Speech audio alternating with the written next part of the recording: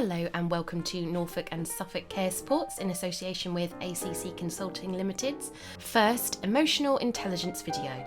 Part 1 will be looking at social skills. This video is around 17 minutes long and there is a link in the description box to follow afterwards for your assessment tool.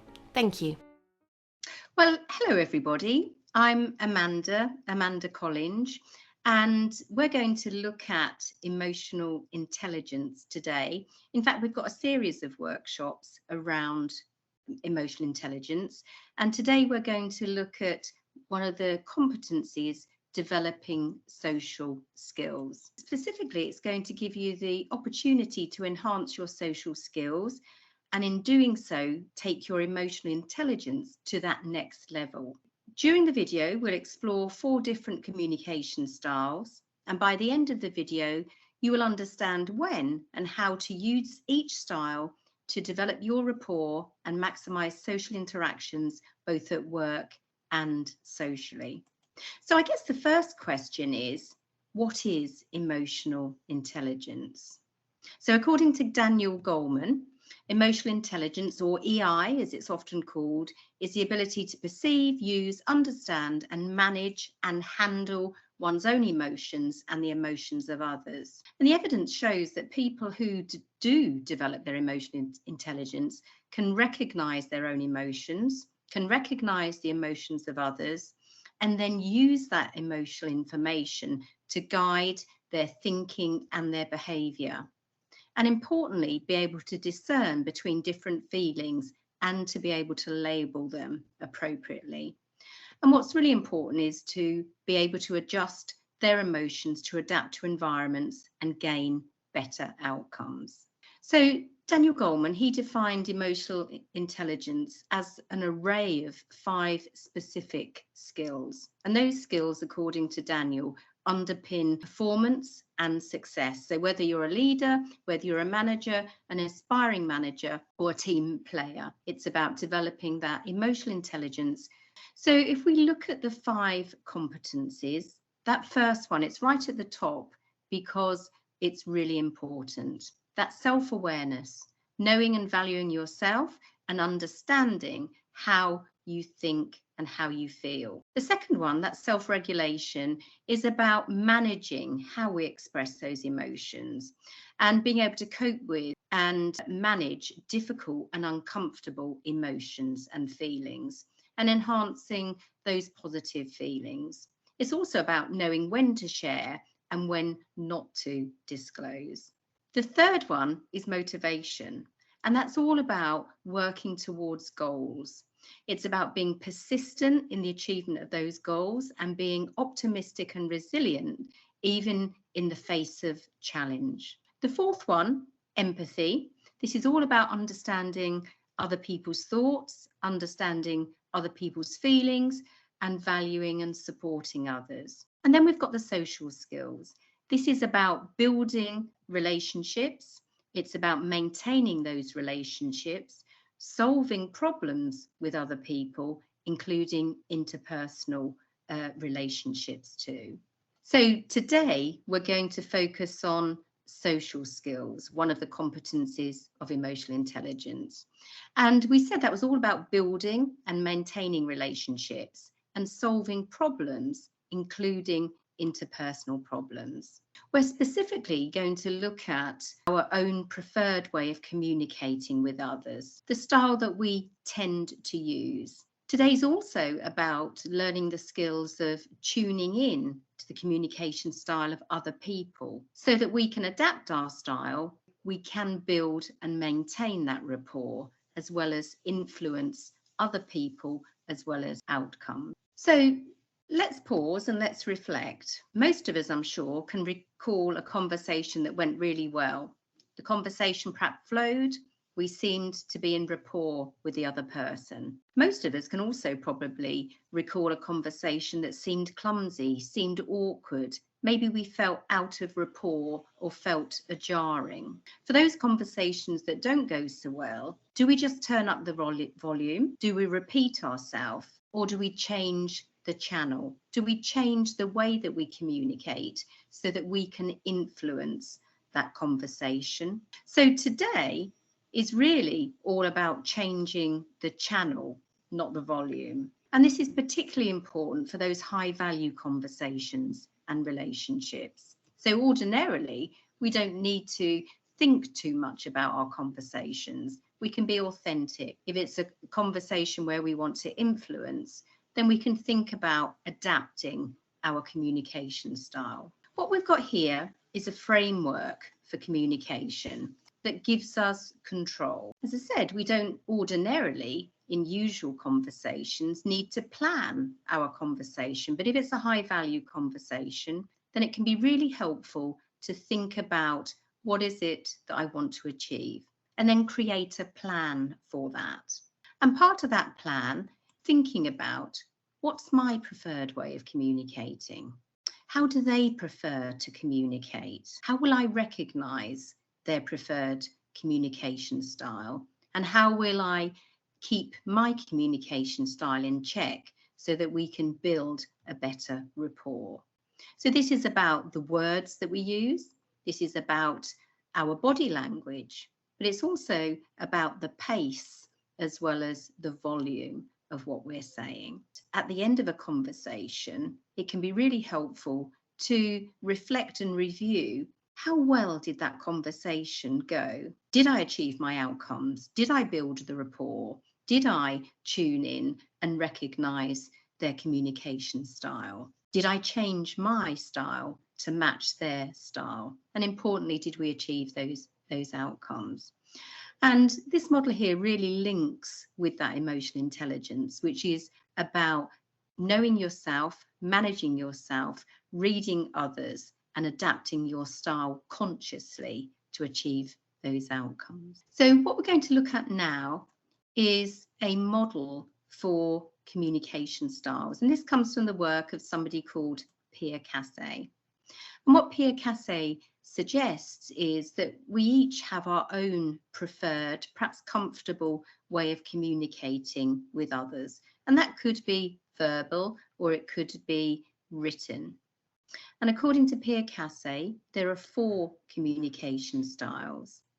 And no one is better than the other. There's not a healthy communication style, an unhealthy communication style, a better or a worse communication style. But the suggestion is that if we are aware of our communication style and we tune into the communication style of others, as we mentioned earlier, we can adapt our style to achieve that relationship and better outcomes. So in turn, we'll look at the action style, we'll look at the process style, and we'll look at the ideas and the people style. And as I talk through each of those styles, I'd like you to maybe think about and reflect which style matches your understanding of your own communication style.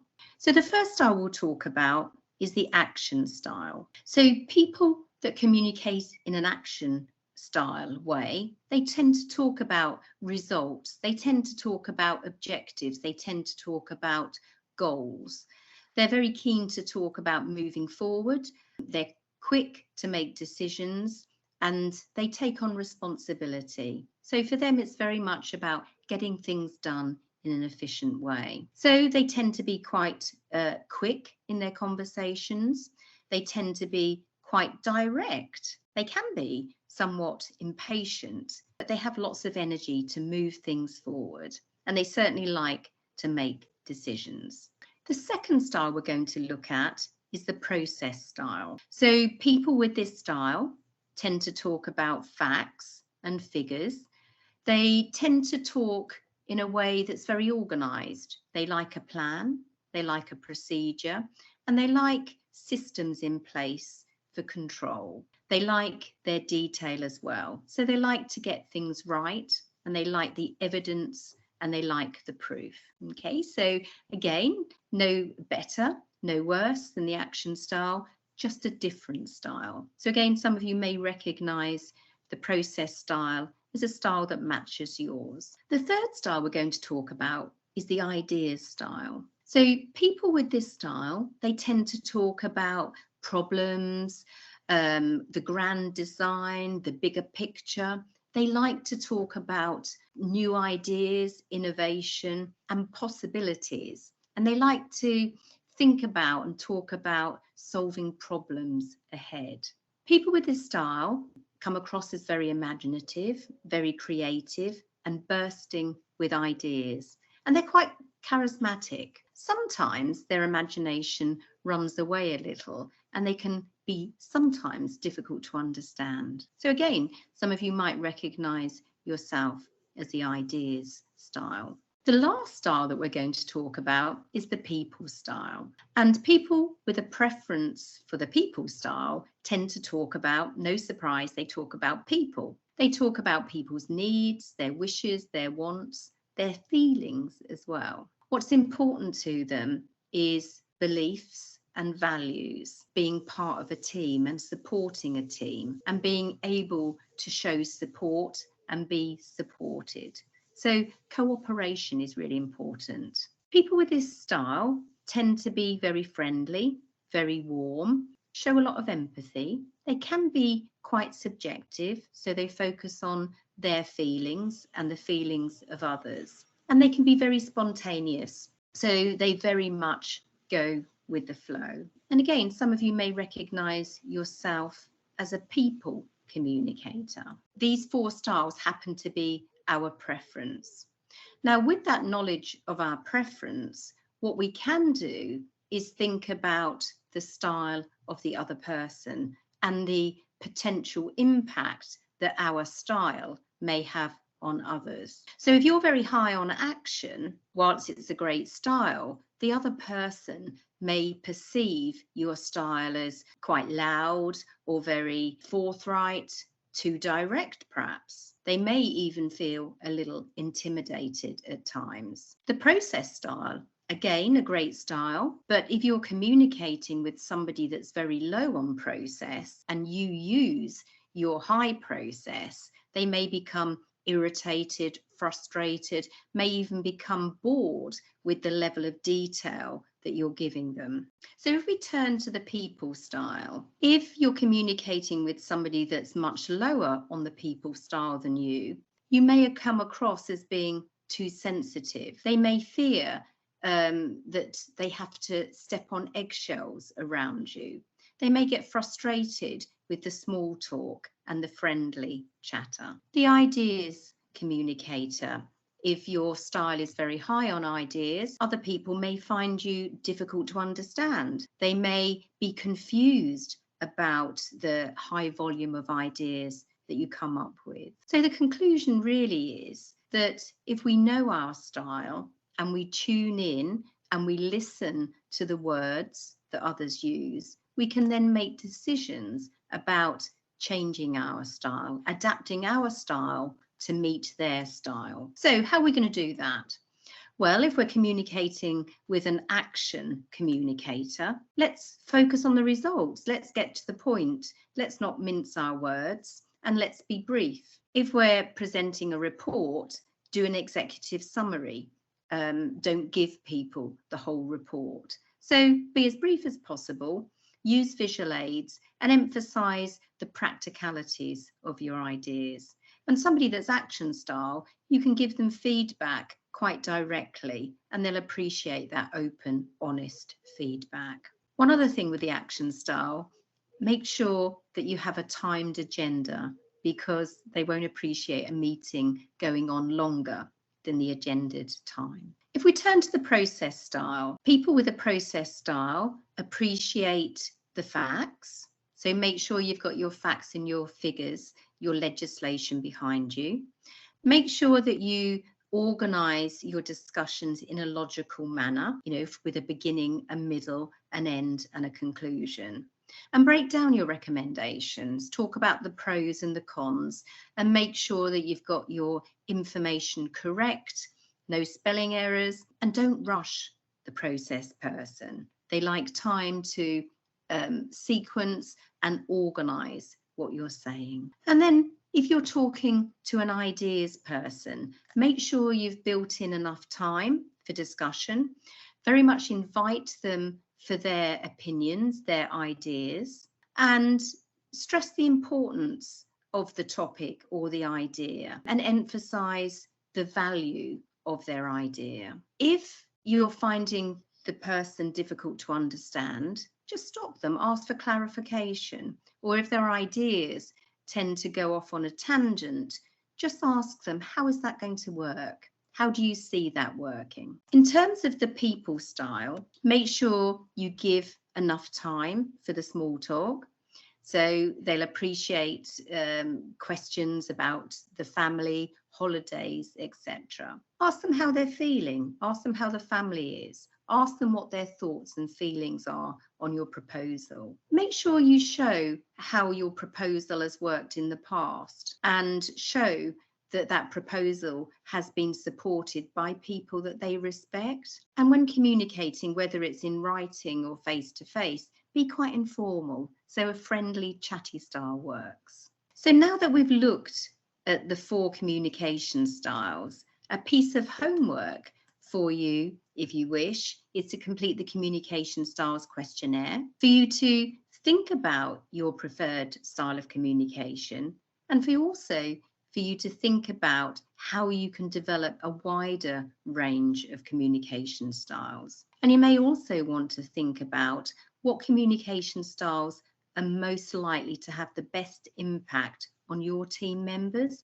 not only to motivate them, but to influence them. And maybe think more widely to your stakeholders as well. Thank you very much.